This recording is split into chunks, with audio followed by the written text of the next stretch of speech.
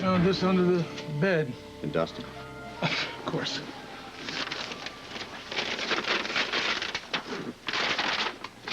Who knows? He might have been close to pulling off the switch. How do we know these aren't real? That's a good point.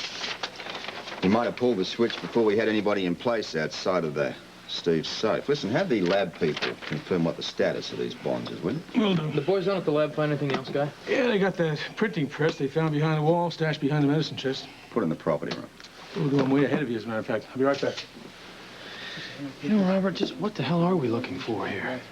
I don't know. Chances are we're not going to find it, then. I have trouble believing this was a suicide. Yeah, I'm not entirely convinced myself. It's always been my experience that suicides end with a note.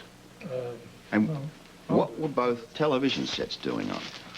Hey, this, do you want to do anything with it besides checking it for prints other than McAllister's and seeing who it's registered to? Only one shot fired? Yeah, that's what they say. Well, eventually we're going to have to check that slug when they dragged out of his body. Why don't you move off and we'll join you shortly. Okay. Oh, Guy, has anybody informed Miss Henshaw? No, not that I know of. You do it. Watch her reaction. I want to talk to her. Okay, well then. Oh, my turn. What about you? Do you want to question the maid and the maitre d' now? Not till the forensics people are finished. Okay. Listen, I'm going to book this and, You know, looks like, smells like, tastes like a suicide, but there's something wrong here.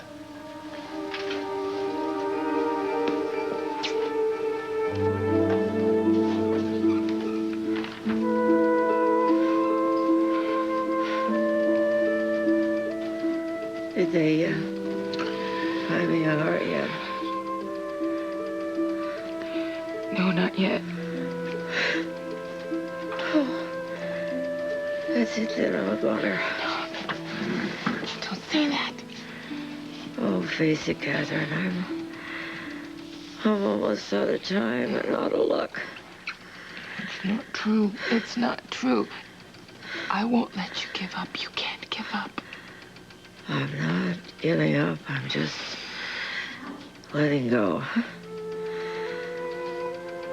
What the hell? It's okay, honey. I've had a wonderful, full life.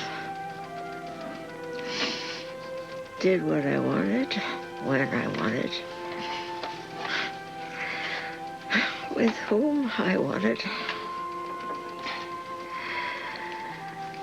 I don't have any regrets.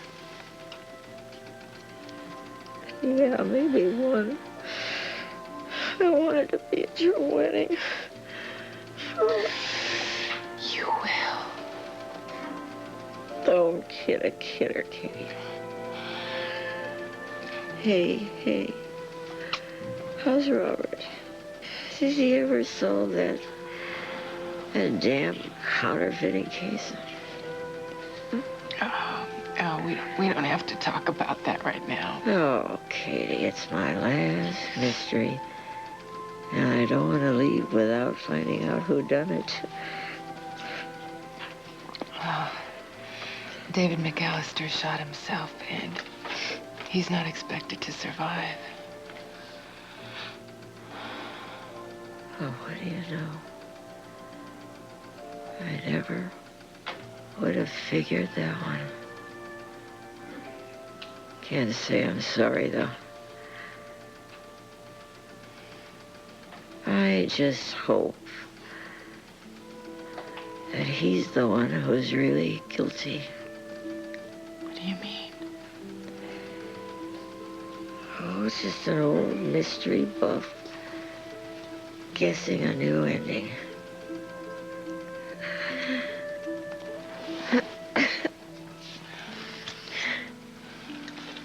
Oh, Catherine, will you give your aunt a kiss and let her get some rest, okay, sweetheart? I love you. I love you.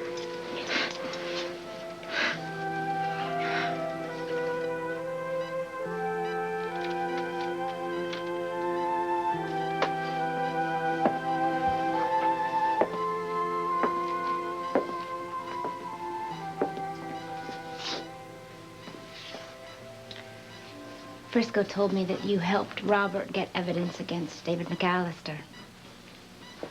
Then you must know how terrible I feel about what's happened. Do you? Yeah, of course I do. Maybe Robert was right. Maybe somehow I did tip my hand. And David knew the cops were closing in. That would explain why he tried to kill himself. Would it? Yeah. He was never the kind of guy who would have lasted in prison. I just wish I could have pinned Tucker's murder on him. But you couldn't. No, he was too slick, too careful. Well, maybe you're too slick. What are you insinuating? Maybe somebody's on to you. Yeah, maybe somebody was on to me. But I was never very good at lying. So, Mr. McAllister and Tracy Quartermain had dinner together. No, they had some champagne and caviar and mineral water. How long were they there? No more than 15 minutes. Mrs. Quartermain seemed very upset when she came in. Which was?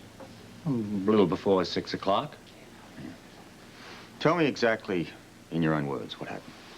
Look, I explained this all to the Please, officer. please. I've got to get back downstairs. Humor me. In your own words, if you can.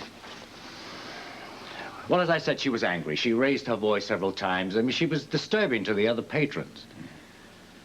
What'd she say? Well, I only heard one threat clearly, and I'm not the only one. I mean, if you had to be in the room, you could hear her. Anybody could hear her. What were the exact words? I'll kill you before I let you get away with this. So it may not be exactly that, but it's very, very close. Anyway, her intentions seem to be very clear. And then she stormed out. What did McAllister do? He paid the bill and left. Thank you. You can go. Oh. Are you sure that it was Tracy Quartermain? Yes, sir. She was standing out here in the hallway, banging on the door and screaming, "Give me back my $1 million, I'll kill you."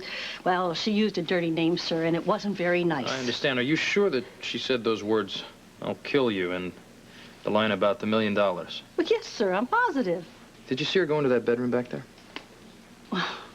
No, I don't know, sir. You see, when she saw me, she said, "Get out of here, you little," And she called me a dirty name. I don't take to that kind of talk, you know. I understand, I'm working yes. here. I don't have to take that kind of stuff I from understand people. that. Thank you very much. You've been a big help to us. And if you think of anything else, you can contact us at that number, all right?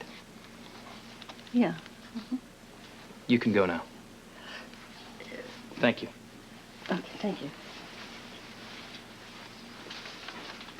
Doesn't smell right, does it? Well, whatever happened, Tracy and McAllister had a hell of a fight. But you know, McAllister doesn't come across as the sort of guy who'd shoot himself over someone like Tracy Quartermain. Well, you know her as well as anybody, Robert. You know what she's like when she gets angry. I could see him shooting her, but not himself.